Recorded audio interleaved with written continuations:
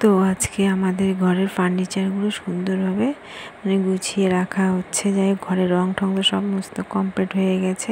তাই তোমাদের দাদাভাইকে বলো যে ফার্নিচারগুলো একটু সুন্দরভাবে জায়গা মতো রাখো, তাহলে ভালো লাগবে। তাই একা একা তো পারবে না, তাই এখানে ভাসুর দাদাকে ডাকা হলো। যাই হোক, দুই ভাই মিলে গুছিয়ে রাখছে। তারপরে ফিরে এলাম রাত্রেবেলা। বন্ধুরা, খাওয়া দাওয়া কমপ্লিট।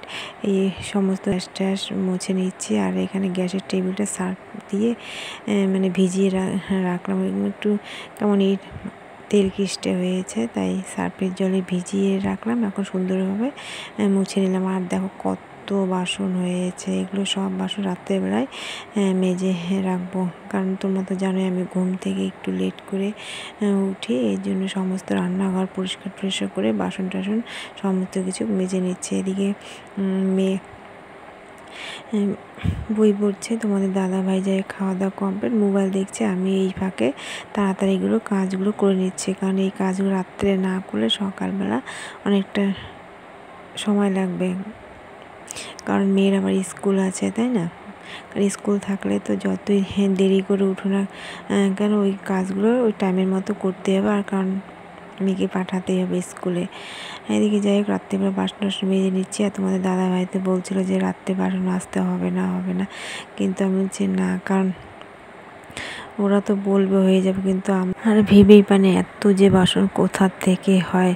যাই হোক, শুধু খাওয়ার থাল বাটি গ্লাস মাজলে তো হবে না, তাই না? তার মধ্যে কিন্তু অনেক এক্সট্রা বাসন থাকে। আর দেখবে এক্সট্রা বাসন টাসন পরিষ্কার, মনটা ভালো লাগে, তাই না?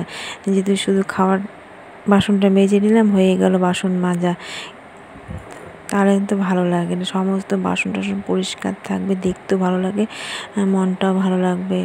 এর জন্য আমি কী করি, যতই এক্সট্রা কোনা মোনা বাসন থাকে সব মাজার চেষ্টা করি। আর একটু ধুলো টুলো পড়ে থাকলে আমার ভালো লাগে না। এই রাত্রেবেলা গুছিয়ে রাখলে কী হবে, সকালবেলা কিন্তু এগুলোকে আমি আবার পরিষ্কার করব। পরিষ্কার করে তারপরে কিন্তু আমি রান্না করি। যতই রাত্রেবেলা আমি মুছে টুছে রাখি না কেন। এইদিকে দেখো কত বাসন মাজলাম। এই মাজা টাজা কমপ্লিট, গ্যাসের টেবিল পুরো কমপ্লিট। এখন যত বাসন আছে জায়গা মতো রেখে দিব। আর যেগুলো মেয়ের বাসন মেয়ের থালা বাটি, ওগুলো আমি আবার আমার রুমে রেখে দিই, কারণ রান্নাঘরে রাখি না। কারণ রান্নাঘরে আরশোলা ঠারশোলা আছে, বলা যায় না, তাই না? বাসনের মধ্যে তো উঠতেও পারে, তাই না? এর জন্য মেয়ের বাসনগুলো আমি আমাদের রুমে রেখে দিই। আর যেগুলো এক্সট্রা বাসন, যাই হোক, আমাদের বাসনগুলো মা বাবার বাসন, আমার বাসন এখানেই থাকে। গামলা গুমলা হাঁড়ি করে ওগুলো তো বেডরুমে রাখা যাবে না, তাই না? এই জন্য এগুলো রাখি, শুধু মেয়ের বাসনটা আমার রুমে রাখি। এইদিকে যাই সকালবেলা হলো, ফিরে আসলাম বন্ধুরা। এই সকালবেলা রাত্রেবেলা কিন্তু রান্নাঘরটা পরিষ্কার করে রেখেছি। যাই হোক, সকালবেলা আবার একটু ঝাড় দিয়ে দিলাম। তারপরে এদিকে আবার সকালবেলা বাসনটা গ্যাসের টেবিল মুছে নিচ্ছে। আমার কিন্তু স্নান কমপ্লিট হয়ে গেছে। এদিকে ভাত ডাল বসিয়ে দিয়েছি। এদিকে তোমাদের দাদাভাইয়ের কিছু জামা কাপড়, আমার জামা কাপড়, এগুলো রোদ্রের মধ্যে মেলে দিচ্ছে। এগুলো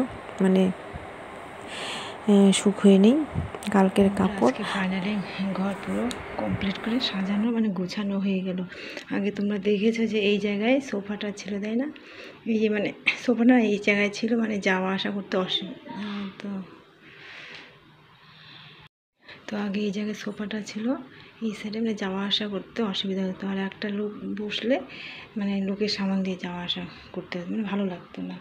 এখন সোফাটা সরিয়ে এই সাইডে বসানো হলো, এই সাইডে। আর সামনে একটা টি টেবিল রাখা হলো, এখানে খাট, এখানে সোফা, এখানে টি টেবিল, আর এই জায়গায় ফ্রিজটা।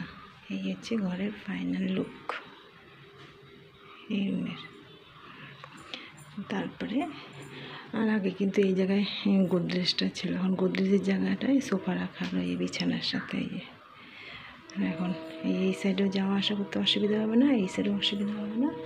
আর এই সাইডে এই রুমে যাওয়া আসা করতে অসুবিধা হতো না। আগে এই জায়গায় সোফাটা ছিল, আর এই সাইডে যাওয়া আসা করতে হতো, ভালো লাগতো না। যাই হোক, আর এই কাজ তো ছেলে মানুষ হলে সুবিধা হয়, তাই না? ভারী ভারী জিনিস আমরা তো সরাতে পারি না।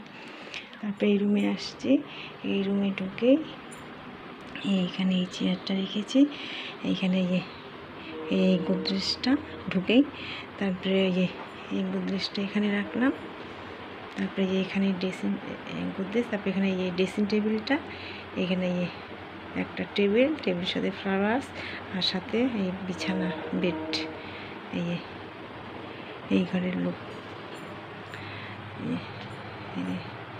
এই বিছানাটা ঘুরিয়ে নিয়েছি।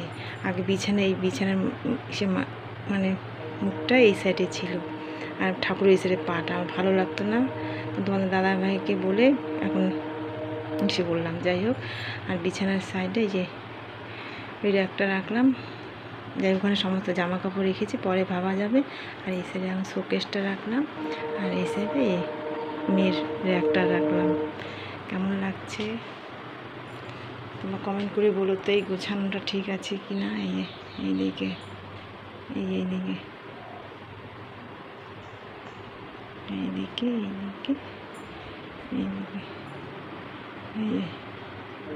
গুছিয়ে রাখলাম। তোমাদের দাদাভাইকে বলেছি পর্দা আনতে, মানে এখন রড দিয়ে, আগে তো এমনি এসেছিলো, এখন মানে রড দিয়ে তারপরে পর্দা লাগাবো। এই জন্য পর্দা আছে, পর্দা লাগাচ্ছি না, রড দিয়ে লাগাবো। এই হচ্ছে আমার ঘরের ফাইনাল লুক। কেমন হয়েছে কমেন্ট করে বলো। আর এই রুমটা পুরো এই রুমটা ফাঁকা হয়ে গেল, পুরো এই সোফাটা দিকে। এখন লোকজন আসলে কোনো অসুবিধা হবে না বসতে।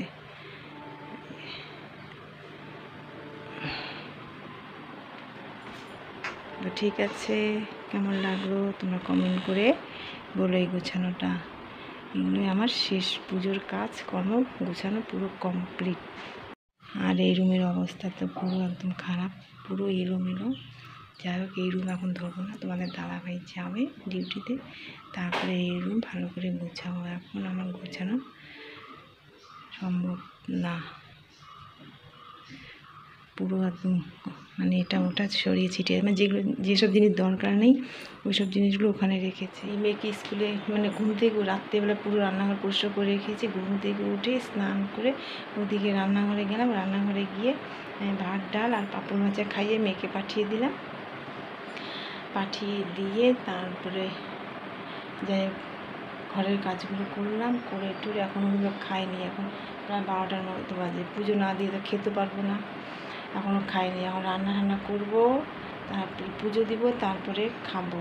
এই হচ্ছে আমার ব্যাপার। সবারই কিন্তু 2বার করে খাওয়া হয়ে গেছে, 2বার করে খাওয়া হয়ে গেছে। যাই হোক, তোমার এই কয়েকদিন ধরে বৃষ্টি, তোমাদের দাদাভাই জামা কাপড় নিয়ে এসে বেডিং টেডিং মানে কয়েকটা ধোয়া হয়ে গেছে, কাঁচা হয়ে গেছে, মানে কয়েকটা ভিজিয়ে রাখলাম। দেখি এদিকে রান্না করবো, এদিকে কাপড়গুলো কেচে দেবো। এই হচ্ছে, ঠিক আছে।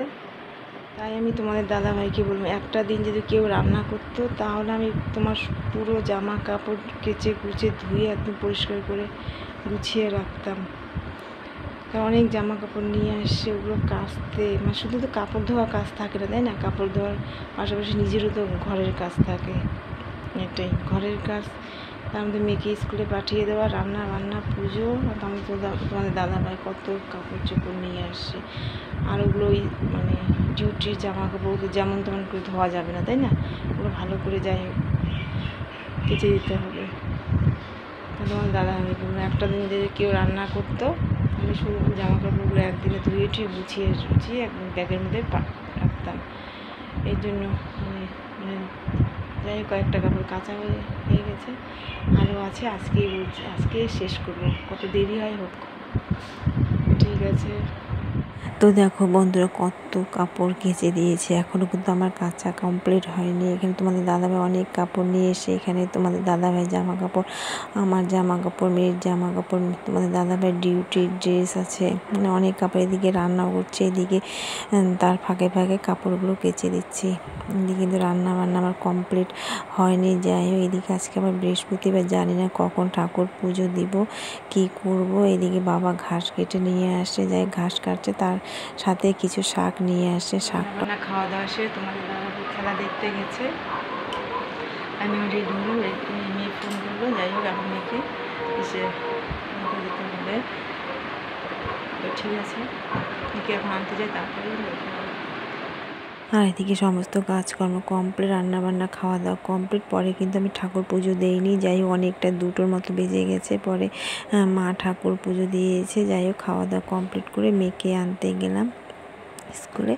তোমাদের দাদাভাইকে বললাম, তোমাদের দাদাভাই আজকে যাই হোক গেল না মেয়েকে আনতে, খেলা দেখতে গেছে। আর বন্ধুরা তোমরা এইভাবে আমার পাশে থেকে তোমরা সবাই সুস্থ থেকো, ভালো থেকো, কেমন? টাটা।